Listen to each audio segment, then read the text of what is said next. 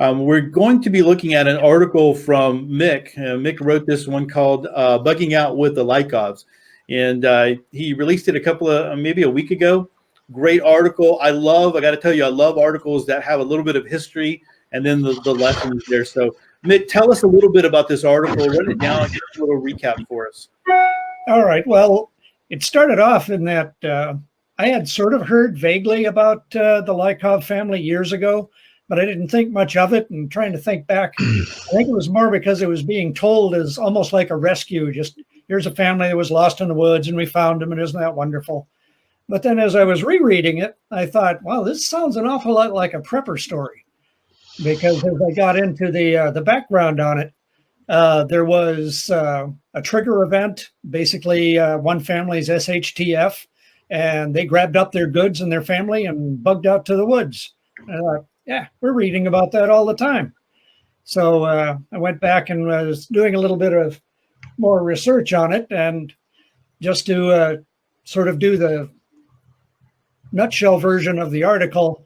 It was back in 1936. This is in Russia, and the Lykov family, they were part of a sort of an oppressed religious minority in Russia, and so they were already used to living on the fringes of Siberia, just because they'd been pretty well exiled from polite society. And yeah, they were happy to eke out a peasant's life out there in the edges of Siberia, but with Stalin and his communists had taken over in the 30s, and they had no tolerance for Christians of any flavor. That one day, while the man of the family named Karp was working in a field with his brother, a Soviet patrol came by and shot his brother dead. And he thought, that's it, they're going to get us next. So he grabs up his wife, 2 kids, a whole bunch of different weird stuff, and bugged out into the woods. And I thought, well, there's your modern story. It just happened to be 1936. But they bugged out to the woods, and they kind of kept going. They ended up making a couple of crude shelters along the way, but they got so deep into the woods, they were 150 miles from any place that was any place. Oh. And in the area, there aren't many any places that are any places. So they were way out there. And they just hung out there and were basically living the bug out to the wood dream of built themselves a debris hut and had a survival garden and kind of went on with being a family. The wife in the family, Agulina, she eventually had 2 other kids. So they had a family of 5 out there. And so she was giving birth twice without any doctors or any of that other modern conveniences. Mm. And they kind of kept subsisting along. And because they were way the heck out there, they had no idea that World War II had ever happened. And they were that disconnected that something that major, didn't matter to them. And that was all fine, I guess. But what they had noticed was that things wore out. When you're out there for 40 years, things are going to wear out. First, their shoes wore out, and there's no way to fix them. So they made new shoes out of birch bark or went barefoot. And then their clothes were wearing out, and they'd patch them until they couldn't patch them anymore. But a couple of the things that they had bugged out with was a spinning wheel, a crude loom, and hemp seeds. So they were able to grow their own hemp to make fibers, and they knew how to break it up into fibers and spin that into yarn and then weave it into basically burlap. So they were making all their fresh new burlap fashions out there in the middle of the woods. And that's what they were doing for clothes. They didn't have any kind of weapons to speak of for hunting, so they didn't eat a lot of meat. They were doing some fishing in the river, mostly making weirs from what I was able to gather. They'd make a weir and they'd catch fish that way. But one of their sons became the family hunter, and without any weapons of any kind, what he would do is dig traps and trap something, or he would just keep pursuing it until it fell over dead from exhaustion and take it home. And that's what they'd said. He'd come back after several days with a small elk over his shoulders, and they'd have meat for a while. So it was kind of a pretty rustic existence, you'd have to say. But they were always kind of on the edge of hunger. When I was looking at the temperature and everything in there, summer in that section of Siberia is only about 2 months old. you only get 2 months. So everything flowers, there's berries, there's nuts, but only for 2 months. So you can forage, but not for very long. And they only have about a 4-month growing season. So they would garden, they would grow potatoes, they'd grow rye, and that's what they would grow as much as they could so they could store it for the winter. But one of the things they said was you just got used to being hungry all the time. So that every winter they would be so hungry that they would take a family council, they'd get together and say, should we just eat everything we've got and have one big full tummy binge and then die? Or should we save it for seed in the spring? And every year that they would have their council, they'd decide, nah, let's save it for seed in the spring, and they'd keep going. So they were that hungry that they got that close a lot. And then in the spring of 1960, there was a heavy frost and snow in June, and it killed everything that was growing in their garden. So that summer they were eating tree bark, they were eating tree leaves, they were eating roots, anything they could find. And naturally, without a garden, the winter of 60 and 61 was very lean. And the mom of the family, Agalina, she basically didn't eat anything so that her kids could have whatever tree bark and roots they had saved. So she ended up dying of starvation in 1961. And then the family's now 5 of them, and they kind of kept carrying on, just kept doing what they were doing, cutting firewood, living through the winter, gardening. Eventually, their steel pots rusted out and wore through so that they couldn't even cook over a fire anymore. They had to do everything with birch pots and birch baskets, which you can't put on the fire. And it was a pretty lean existence. And they were saying after they got discovered and rescued, so to speak, I use rescue with air quotes because they kind of didn't want to be, but they got rescued anyway. That they said it was getting pretty lean and they were getting a little more desperate as the decades wore on. But they got found in 1978 because a helicopter crew was looking for a place to land some geologists. And it's rugged mountains, it's all forest and rapids and rocky rivers. And the helicopter pilot noticed a clearing in the pines that had furrows in it. And he thought, oh, this is creepy. There's somebody down there and there's not supposed to be anybody. So eventually the geologist hiked in. It was, I can't remember, several miles they had to hike. There they found this family of 5 living in their little debris hut. And the one geologist said that the 2 girls who had not seen another human other than family members their entire life they almost had their own little language. It just sounded like blurred purring because, they didn't have anybody to teach them how to talk either. That's what they did. Anyway, so they get rescued more or less and brought back to Western civilization, such as Russia could do in the 70s. And they all decided they didn't like it. And in fact, after a couple of years in 1981, the 2 out of the 3 children ended up dying of pneumonia and kidney failure. The dad lasted a few more years until 88. But the youngest one, Agafia, she's still alive as far as I know and living out in the woods because she didn't want to have anything to do with the big city, thought traffic was terrifying, and TV was the devil's curse. And so, well, she was right. But she decided she'd rather go back and live in the woods. So she went back, and as far as I know, she's still out there in her 70s, living alone out in the mountainy woods. So anyway, that was their history, but it occurred to me that they had basically done Bugout Extreme, where people talk about, I'm going to put on my pack. It's basically my inch pack. I'm not just bugging out. I'm never coming home. And they're going to go out and live in the woods. And well, these people did that. And from what happened to them, there are quite a few useful lessons, I thought, for people who might be thinking that could be fun for a week or 2 or a month. Yeah. How it went for 40 years might give you a hint. So there's your nutshell. And that's a great story, and I'm sure a lot of lessons there. You shared your takeaways in the article, but I thought we'd look a little bit at what did we take away from it. So, Chip, let me throw it to you. What did you take away from the article? Well, I've read that article 3 times, and I'm just more amazed at their resilience and perseverance, in trying to survive. I don't think I'd make it, to be honest with you.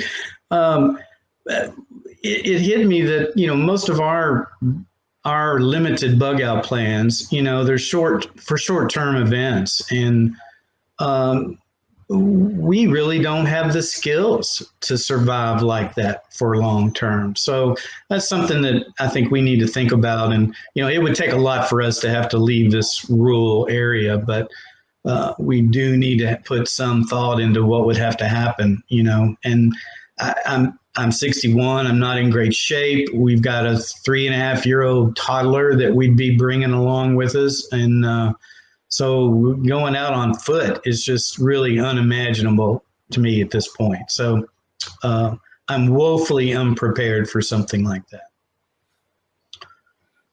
Good point. Brian, what about you?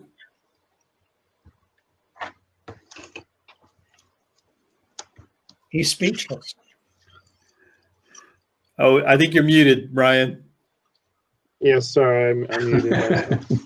So the first thing I got out of it is just don't do that, right? So, and I feel fortunate that we live in a place where we're not put in that situation yet. Yeah, but one of the things that I got from it was communication. So, I mean, they weren't even aware of a world war. Nope. They didn't even know there was a war going on. They had no knowledge whatsoever of the outside world or the rest of the world. So I think it's important to be able to monitor the news, maybe communicate with family. They didn't have to be out there that long. They just were. And I don't know that, if they wanted to be, like they didn't want rescued, but if they could have came back after, months or years or something, maybe they wanted to back then, but we just don't know. Another thing, the story changes a little bit depending on where you're looking. So I thought one of the stories was that the geologist that came and rescued them gave them pneumonia, and then a couple of them died from the pneumonia. So, I mean, that's something to think about too. They weren't getting the doses. They weren't getting the the little doses of immunity that we get from one another. With the little exposures of this and that. Also, their diet. They probably weren't getting the vitamins and nutrients that we're accustomed to. So health has to be a huge factor when you're talking about that. And ultimately, I just think a lot of us would wonder if that's even worth. I mean, the survival instinct that they had to be immense, because a lot of us would just think, I might not want to live like that anyway. So why, I don't know if I'd go through all that. Yeah, I think a lot of people would take it that way. Do I really want to live like that? And actually, that's my biggest takeaway, because a lot of the times when we're talking about preparedness and survival, you hear the term survive and thrive, and that's what you want to do. And that's not what they were doing. They were just surviving, and barely surviving at that, although they did a great job of doing that, and made do in amazing ways that we probably we would have died, right? I think another thing is that they were living at a time. I can't remember the exact year. When did they bug out again? 1936. Okay, so 1936, a year, and not only that, they already were rural, so they had skills that the skills were just native to them. They didn't go to a survival weekend to learn them, or they didn't try these things in their backyard. These were things that they already knew how to do. And of course, when they bugged out, they had to, up their game a little bit more, especially like when their pots rusted out and different things like that. So that was my biggest takeaway, is like, how can you, if you're in a situation like this, is survive but then also thrive? And what would it take for you to be able to do that? I wonder if there was any plan to the bug out as far as did they do it right away? Like, you know, his brother was shot and like they didn't even bury him and they just took off. I don't know. Is that in the story? Now, I hadn't actually found that granular level of detail, but it did sound like it was pretty hastily done. Now, I could imagine, you know, where we'd say, well, I just wouldn't have gone. And I thought, well, if the Soviet troops are now descended on your peaceful little village and they're shooting people, it's either be shot here or go die in the woods. It's not an easy choice. Yeah. True on that. No, I was just considering the fact that a lot of it is, well, kind of like what Brian was talking about as far as communication, because my thing was I would at some point start venturing back into civilization. But I think a big piece to this is their religious beliefs. Their religious beliefs already had them. They felt more like people are familiar with the Kuman community. You know, the Essenes. They lived an ascetic life, you know, during the time of Jesus and John the Baptist and all that kind of stuff.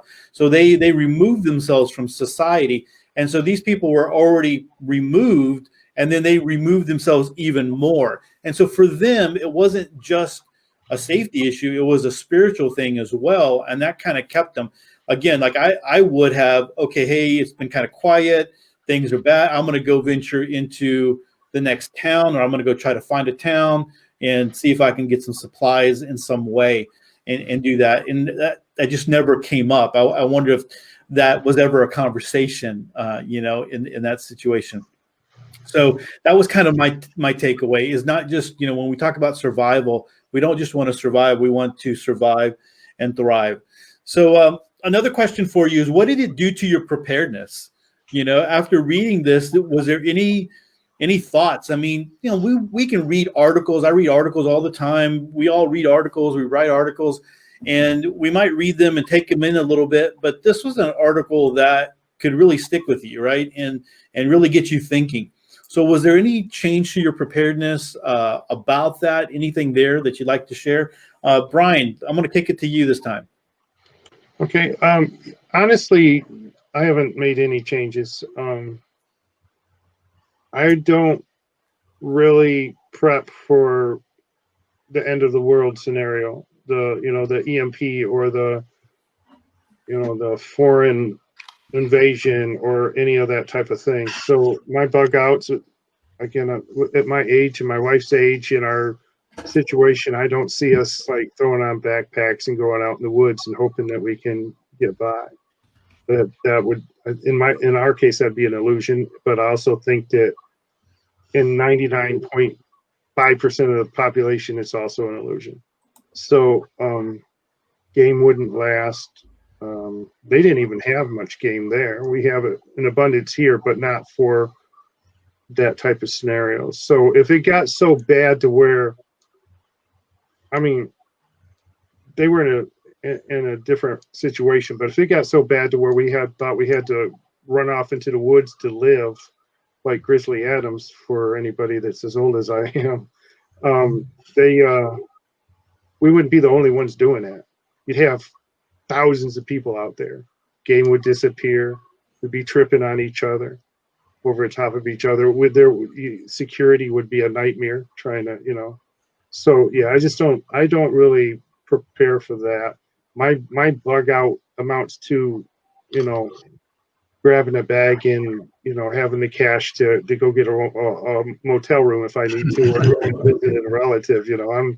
I do believe in carrying some of the bushcraft type of things because it's fun and gear is nice, and who doesn't want it? But like flashlights, maybe a compass, in case your GPS doesn't work, a map.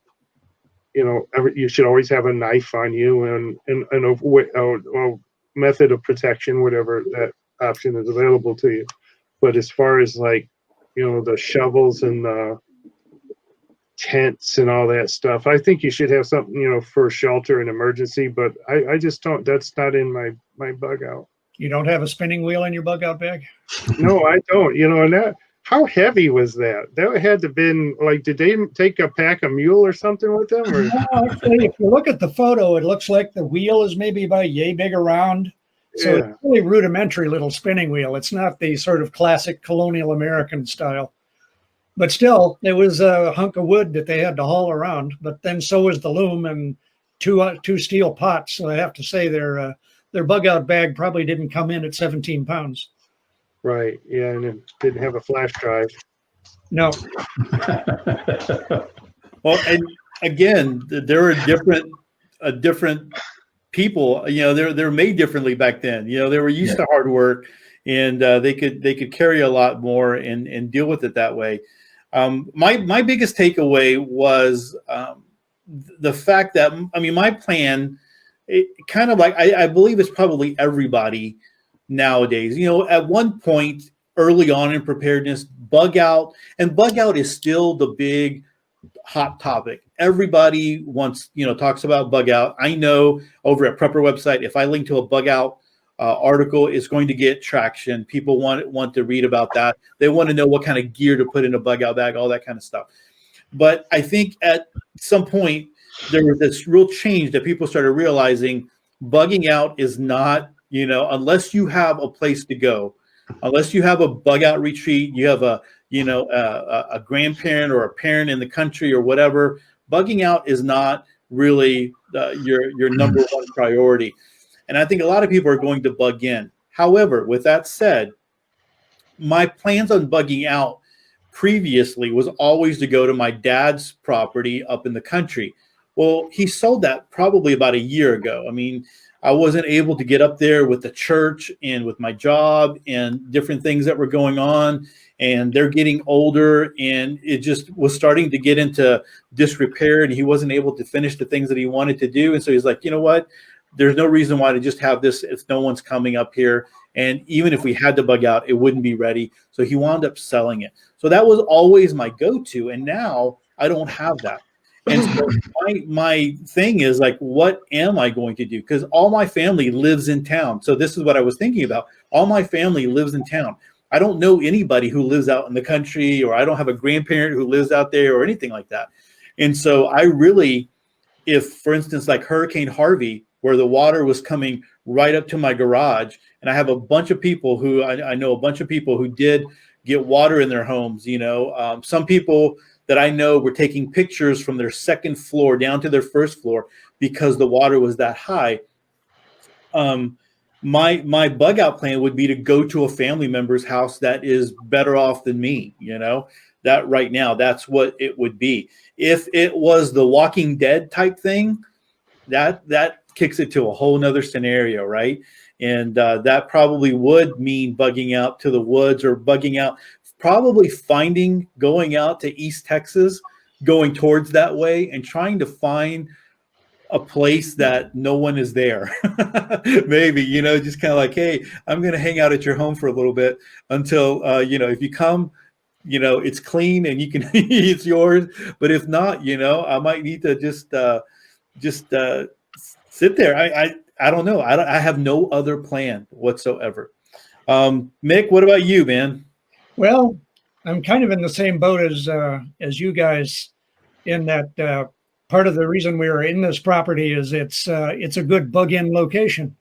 And it's got its own private well. It's, I can hand pump, so I don't need the grid, and expanding my garden space so I can grow plenty of potatoes and rye like they did. And so, I'm planning on staying here. But one of the things that I had as a takeaway, I agree that most modern folks nowadays, if they tried to pack it into the woods, they might last 40 days, but not 40 years. And like you were saying, Todd, back then they had skills. They were already kind of peasant class farmers. So they were already used to, well, obviously the wife was used to growing hemp to make fibers, to spin yarn and make fabric. She was already up to speed on that. And the dad was already a farmer. So they already had some sort of rudimentary survival skills, which a lot of our urban folks don't have. I mean, if you're putting all your faith into the survival seeds in a can that's going to save you someday, you might want to practice a little. But they had some skills that a lot of people don't.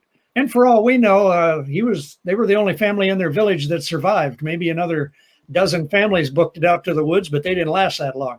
Again, those are details. I can imagine the Soviets don't want to talk about that.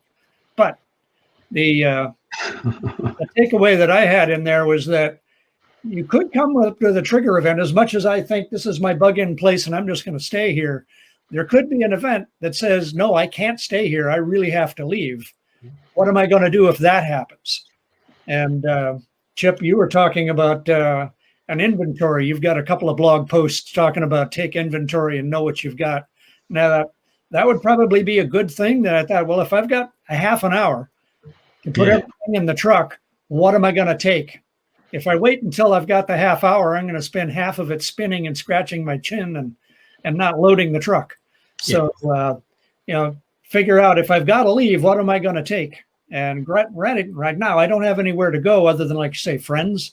And it depends on what it is. If Seabrook blows up and I have to go west, well, I'll have to go west. I don't have anything west. It depends on where the trouble comes from. I have to go the other way. So I figure I'm going to be a refugee. So I'm going to work on being a well-equipped refugee. You can bring something with you, definitely, right? Oh, yeah. Grab the chickens for sure, if you can do that. Yeah. Chip, what about you? To me, the biggest thing I think was to really start concentrating on skills. We've got a lot of supplies, freeze-dried food, water filtration capability, and except for bugging out on foot, we would be taking vehicles and packing a lot of stuff and could probably survive with the food we've got for, several weeks, a couple of months, nothing like this family went through. But what allowed them to survive was the skills that they already knew and they were practicing and doing every day. So to me, that's a big thing I need to work on come this spring, especially now we've got some land to do that. I want to learn how to do a lot of those things just in case. It's good to have that land to be able to do some of that in practice and to get all of that going on, man. That's great.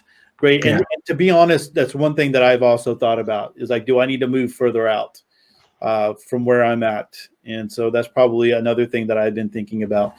So, the next question is, do you have any bug out plans? What are they? And have they changed because of this article? And I kind of already talked about mine and what I would do there. But again, mine would have to be going to a family member's. Now, that is if it was a big kind of breakdown, right? Kind of like what Brian said. If it is a localized event or even a regional event, I think if we are keeping our gasoline tanks topped off and those kinds of things, which we should be doing, you can drive far enough out to get places. I think that's a great thing. You have to have some cash, be able to get to a hotel, and maybe there are some already, like you would know where you would go, right? So where I'm at in the Houston area, if I went north or if I went west or if I went that way, how far do I need to go out to get far enough? And maybe are there some motels along the way that I could stop at, or some camping grounds or whatever? That would be a localized event. If it was a true SHTF, again, and I had to bug out. My goal is not to bug out, but if I had to, it would have to be going to someone that I knew that was in better shape. So, Mick, what about you? Well, it's kind of the same thing. I don't have a piece of property somewhere that I could run off to. So I would probably be trying to find somebody that I knew far enough away. Again, like if it was a localized thing that I could get far enough away to be out of trouble, well, then I'll do that. But if it's, like you say, if it's the zombies rising kind of a thing and I just need to get away from anybody and everybody, I'll have to take what I've got, but I don't really have a particular destination to get to. So Normally, I was thinking of bugging out in a sort of I've got somewhere to go to. If it's, well, like when I was commuting into Boston, I always had my get home bag with me. So if, which might be the subject of a book, the grid was to go down and I was to have to walk home, what am I going to take with me? And it always kind of stayed on travel light because I'm not trying to stay there, build a debris hut, learn to hunt and fish. I'm just trying to get home. So it would be sort of minimal gear just to get me there, warm and dry. Good point. Good point. Chip, what about you? Well, the main plan is to bug in, especially now we've got some property and we're in rural Mayberry out here in Virginia. But if we had to leave, the first option is we've got family in Kentucky and in Florida. So depending on the situation, we would pack up, 2 of our vehicles with the essential stuff and head there.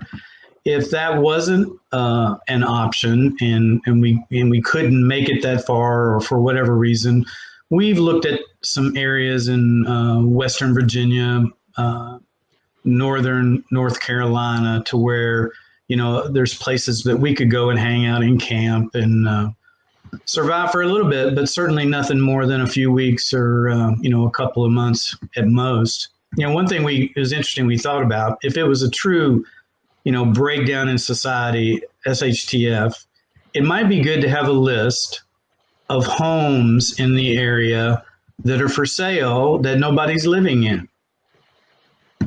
So, you kind of hate to take over somebody's property, but then again, if it was a worst case scenario, you'd have some places that maybe you could stay and have a fireplace or something like that. So that's something we were sort of thinking about and playing with. So that's a good one, Chip. I never thought about that one. Yeah, that's good. What are they going to say? If you had some cash with you, you could always offer the owners, a couple of months rent or whatever and do what you can. But that certainly would be better than, especially in wintertime, having to be camping in a tent, so. Hey, if you have a little bit of, if everything's breaking down, you have a little bit of silver or something, Mm-hmm. you might definitely go for that. Yeah. Brian, what about you? Wow, I really like Chip's open house idea. That's really clever. I probably shouldn't have shared that. No, you shouldn't have, but I got it now, so it's mine now.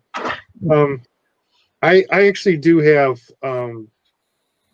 in different directions phone numbers and locations of hotels to where I thought, because as soon as something happens, if there was like say a gas leak or something, for the city or something where I'm at, and they started evacuating, the rooms around here would fill up really quickly. If you could like make a phone call and secure that room as soon as you thought you might need to, the quicker you can do that, the better. So, so I actually have those in my binder. Some of the hotels around here with the discounts and stuff. So, but those may not even apply. But at that point, it doesn't matter. If it was like like a localized but very severe situation where I would have to bug out, I have to leave state. If I had to go like southeast, I'd go to Chips. And if I had to go like northeast, I'd go to Mix. And if I had to go south, I'd go to Todd's. I don't have anybody north, but it's really cold up there anyway. I'm already too cold. So that pretty much covers most of the directions that I'd have to go in. But like everybody else, my idea would be to stay home. I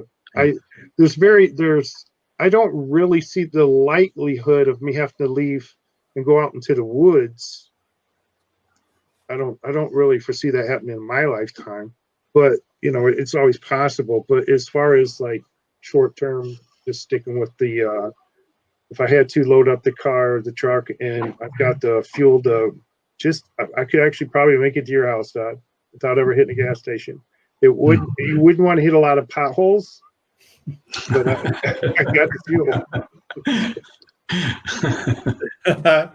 And you know what? You're welcome to come hang out over here. Bring your bees. Bring your bees and the honey, but that would be great. Hey, let's talk a little bit about maybe some bug out myths or some things that we hear in the preparedness community that just like gives you a little bit of pause, out there. And we've covered some of these things already, but I figured maybe we can kind of talk a little bit about those if there are some of those things that kind of come to mind about bugging out. My thing is in the preparedness community, I really want people to move away from the idea of bug out. And I'm trying to do my part in, on the podcast and in articles that I've written about bugging in and different things like that. But I really want to help get people's ideas. We need to have a bug out plan, but it really that's not the goal, And that's always, it seems like that is the thing that people always gravitate to. That's the sexy thing. I think because you can buy the gear and you can buy all those kinds of things, Does anyone have anything to share there? What's whatever on that, and then maybe the craziest bug out piece of gear that you've seen someone talk about? Feel free to just kind of chime in on any of that. Because people will pack.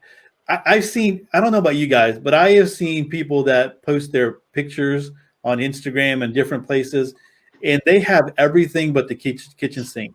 It's like, how in the world are you really going to, it's like, that's just set up for a picture. It's got to be just set up for a picture, And so I don't know. What do you think? Anyone want to, give a couple of 2 cents there? Well, I'll go first. I already touched on one of my my sort of pet peeves is the survival seeds. That I read the ads for those, and they're talking about, we got these seeds, you'll grow hundreds of pounds of delicious food. And I thought, they've never tried to do that. But the guys who write brochure text, they don't care. But, the Lykov family, they were already used to growing food. They already had that farmer skill, so they could go out there with a handful of seeds and live for 40 years. But, the way they sell those things, I'm afraid people put a lot of or too much faith in the idea that they've got seeds, they can grow food. But you can't just dump them in the dirt like Bloomberg said and let it grow and then you eat. But there's a whole lot more to it. So that's one of my pet peeves, I guess. But the kitchen sink thing on the bug out bags, that always kind of amuses me because they're kind of like trying to say, I'm going to go out there and live for 40 years and that's why I've got all this stuff. But, I don't think they're going to get that far, not 150 miles. But, I've done some testing of my overnight, or doing some overnight camping test of my bug out bag. And I find a lot of stuff that I thought, I really don't need that. And if I'm really just trying to get from A to B as few a days as possible, give me a little plastic $5 tube tent and a bivy sack and some granola bars. And I just want to get there quick. I really don't need to be able to build a log cabin. So, Mick, I think that was one of the first articles I ever linked to from your website. Is that 24-hour bug out? Wasn't it? I'm pretty sure that was. Yep. That you did. That was one of my early ones, and that one was kind of fun just because I picked the date months in advance, and so I had no idea what the weather was going to be, but I was going to do it on that date regardless. And it was interesting because it had been so dry, the water source that I thought was going to be there was just dirt. So I had to go looking for water someplace else. And then another time I did that, it rained. So, it's good practice just to pick a day and then say, I'm going to do it regardless, because if you hit that SHTF event, it's probably not going to be mid-July and partly cloudy. Yeah. Very true. Brian, Chip, do you have anything there? Any ideas there? I stopped reading the bug out articles a long time ago. When I first was getting into preparedness, I was like, wow, oh, okay, I better. And then it's like, there's no way. I mean, even if you could pack supplies, I mean, my thing, it came down to, if you thought you were going to survive with everybody else going out into the wilderness, you better probably only take a knife, a water filter, and fill the rest of your bag with ammo. Right? That's the only way most people would survive out there. So I don't pay a whole lot of attention to it and don't read those articles anymore. Good point. I think probably you start, and the other thing is if you have a family, you've got to really start thinking about that. I mean, some of the people that start looking into bug out bags or whatever, it's, guys, maybe single guys. Well, all that changes when you have when you bring in the family. Complete different thing. Brian, I'm sorry, Chip, you were saying something? It just made me think, well, when you said that, I'm thinking about our 3.5-year-old grandson. It's just really hard to imagine going out into the woods with a child like that. That's just going to be a really, really tough thing to do. Very true. Brian? Yeah, I think the whole thing, the whole idea is just going out there. So I've spent a bunch of times, a lot of nights solo hiking overnight, go out for 2 or 3 days and come back by myself out in the woods, off trail. I'm not talking about, I'm just talking about going out there and sometimes getting lost for a while unintentionally, but it's fun, and if you get, it's a nice break from everything, there's this, but the idea of being able to, eat some grubs or even foraging, even when you know what you, and I've tried this, even though when you know what you believe, what you're doing, and you're miles from anywhere, your cell phone doesn't work. Even if you take enough gear to keep it charged, there's just no cell service, and all of a sudden you think, "Ooh, I could have that mushrooms right there," and I'm sure that's good, but you know what? I'm capable of going out there and staying the night all by myself and listening to the coyotes and everything else. But when it comes to eating something off the ground and not positive 100% that it's not going to bring me down to my knees before I can walk out of there, I'm not doing it. And I think a lot of people are under the illusion that because they can hunt or fish, that's always going to be an option. Or I can make a Dakota fire so nobody's going to know where I'm at. I think it's just a romantic story, and I love those stories. If you've seen my Audible collection of 300 and something books, you're going to see that like most of those are those type of stories, with the post-apocalyptic stories, but that's what those are. That's all fiction. I can't even fathom why people would think that they can go out and especially with their families. I could probably go out there and live long enough, even in the wintertime, until my food ran out. Then what am I going to do? Out in the snow, in the cold. Now I have a 60-year-old wife. Is she coming too? Because I'll tell you, she's not going anywhere else without those grandkids. So we're going to spend a lot of time going all over the country, actually, trying to round up our grandkids because she's not going, not without them. So I mean, everything just gets too real when you start really bringing everything into perspective. And I think a lot of people are just fooling themselves. I hate to sound like that, but I just do. It's just I agree. Yeah. Yeah. I think if anybody was to really put some thought into it, they'd come up with some of the same kind of conclusions, right? I mean, you need to be able to have, again, I always was bugging in no matter what.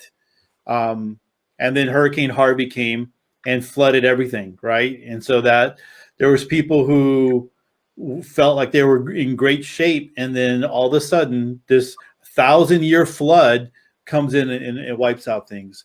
So Mick talked about a water filter. What kind of water filters, or do you have anything in your bags that you might have, or anything in your gear for water that you might want to share? I promote the Hydro Blue VersaFlow, and so I share that a lot, and I truly believe in that one. I think it's easy.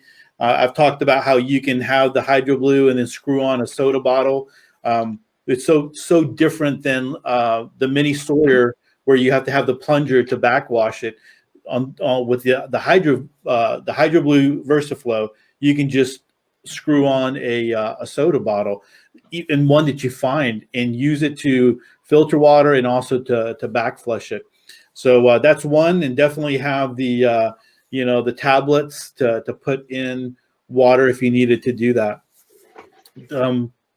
Anybody want to share what they have there, just in something that you might put in a bag, or ways that you're filtering water? I've got pretty much the same thing you do, but I also carry a Sawyer Mini, as a backup, along with the Aqua tabs, or whatever they call them. Cool. So anybody knows me knows I do the show and tell thing. I just happen to have the stuff behind me because I was getting ready to take a picture of it. But I do the life straw, so I have multiples of those. And every bag has a life straw. The Sawyer Minis. This is a different version. This is the squeeze, but I keep those in, and then of course the bags and the back flush and all that. And from your links there, Todd, I've brought the Hydro Blue. I've got 2 of them in a water closet back there. And I also have the water bottle that I carry, but that's not actually in a bug out bag. That's in my EDC. I think it is. It's in one of my bags where I can carry that with me. Because even if it's not a bug out situation, you want to be able to drink clean water if you need water, right? So you may not want to drink wherever you're at. But yeah, those are the cheaper ones. If you want to get like what is it called, the Pyridine or whatever that, I mean, we're talking about a lot of money. And I had one similar to that when I was doing the hiking and stuff. And I've used the both the life straw and the Sawyer Mini out, and both of them do fine, even like in swampy, nasty, smelly things. You just filter it with a bandana. The thing is, you can still smell it and get a little bit of a taste, but I've never gotten sick out there. So you survived. Yeah. Survived to tell about it. Mick, what about you? Yeah, it's kind of the same with my lighter weight bug out bag. It's got the Hydro Blue, which I like. I've done Sawyer Minis too, and the only other thing that I'd added after using those, I've only used the tablets a couple of times because I'm cheap, and so I kind of keep hanging on to them. But with the filters, one of the things that I had noticed was I really need some more to put the water in. Like with the Sawyer Mini, you get an in bag and an out bag. And I thought, I need more water than that. And so I've needed, let's see if I can do a product placement too. You got it started? I've ordered these collapsible bags that I can put in my bag so they're not taking up room. But if I do find a water source, I want to be able to fill up a few of those with the clean water and then take it to my camp, because you'd be surprised how much water you actually go through between cooking and cleaning. So a mere half liter of water in one Sawyer Mini bag, that's not enough. I don't want to have to keep going back to the stream, because the place that I like to do that at, the stream is not right outside the tent. It's a bit of a hike away. Or my alternate spot is a swamp that usually has water in it, but again, it's a little bit of a hike away. So I guess my tip is have more of the collapsible bags, so when you find water, you can load up on it. Since we're on the containers, I wanted to bring up these 40-ounce clean canteens. Everybody sees these all over YouTube and everything. They're great. The GSI cups, as you can see, they're well used. They nest in each other. You can boil water, cook in them.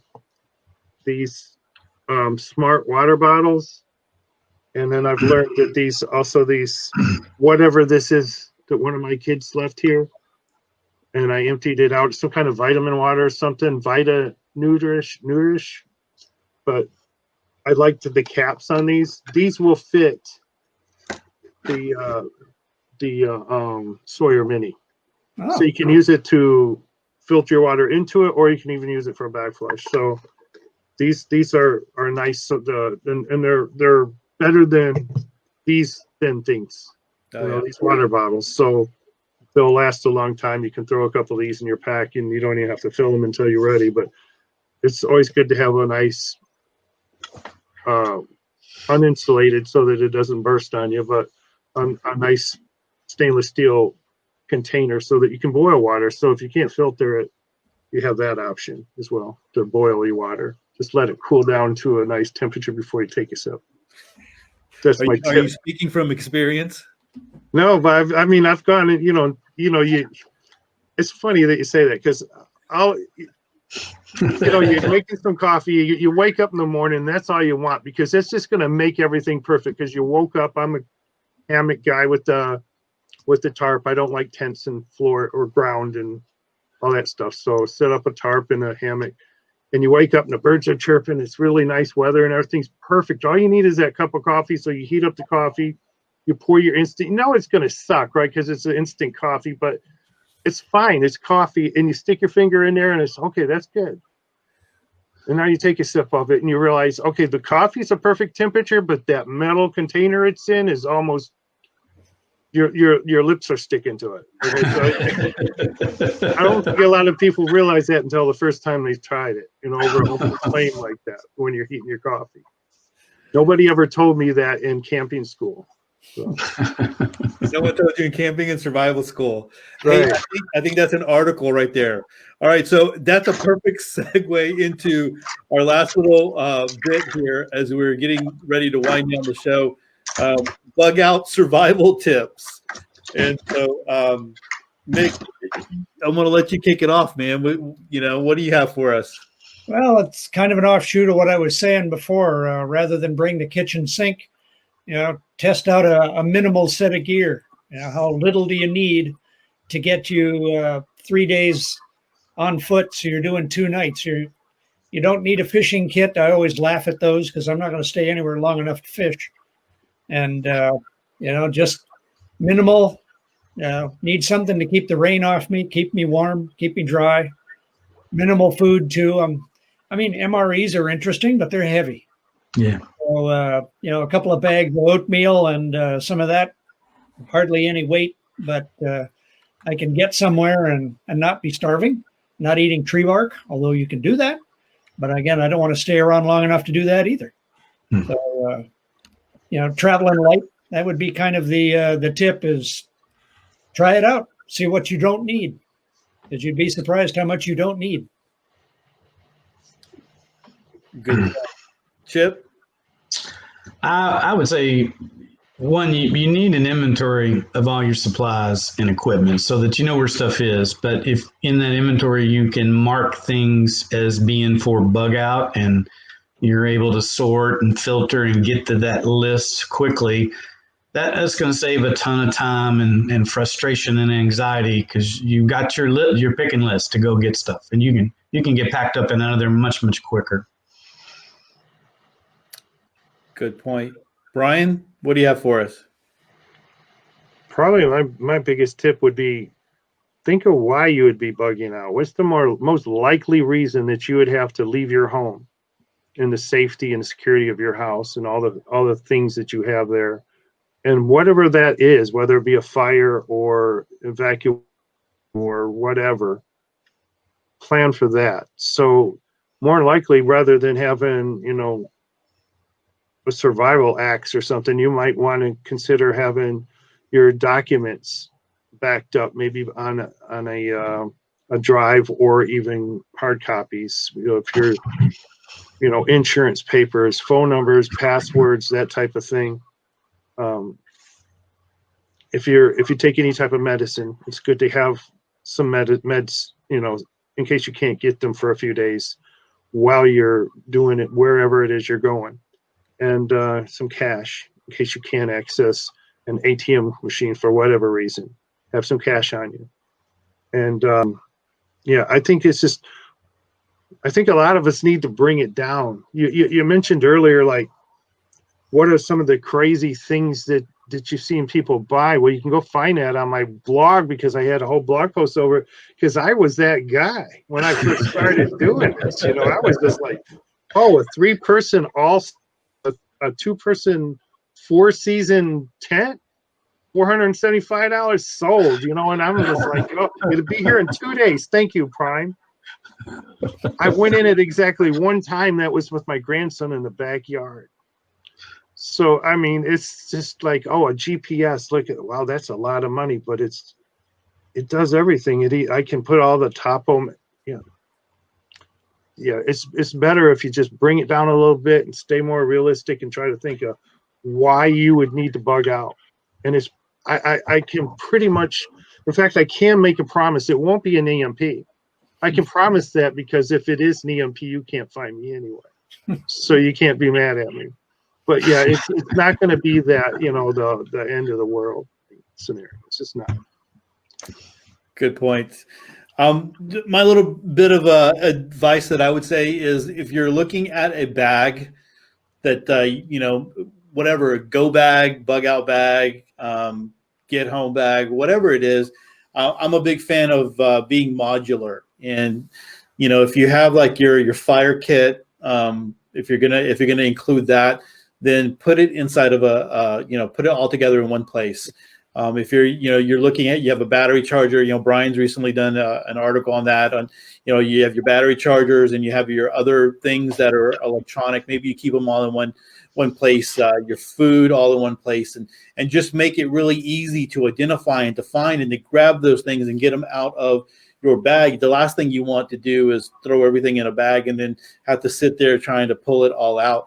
One of the best places that I found for getting little kits and modular and things like that are the dollar store. And if you can imagine, you know, all these game systems that these kids use, you know, when they're carrying them around, these parents are buying these nice hard cases for them to hold, and so that they don't break. And I mean, they spent $200, $300 on these.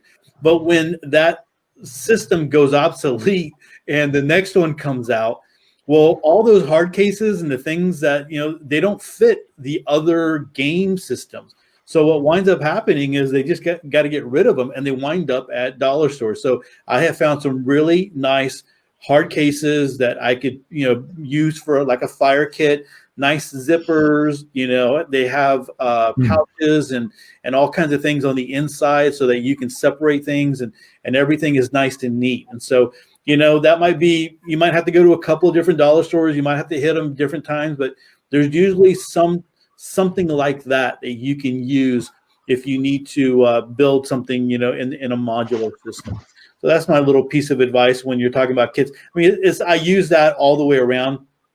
Even when I everyday carry. So for instance, my little Altoids kit for my medical Altoids kit, it's in an Altoids kit. I have another little Altoids kit for, you know, other stuff. And so I just try to keep it separated like that. It makes it really easy to find.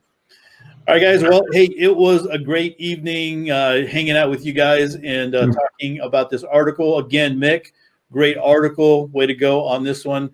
And I know that it's one of those, again, like I said, I love the history and then the lessons there. I think that's always great to be able to do that.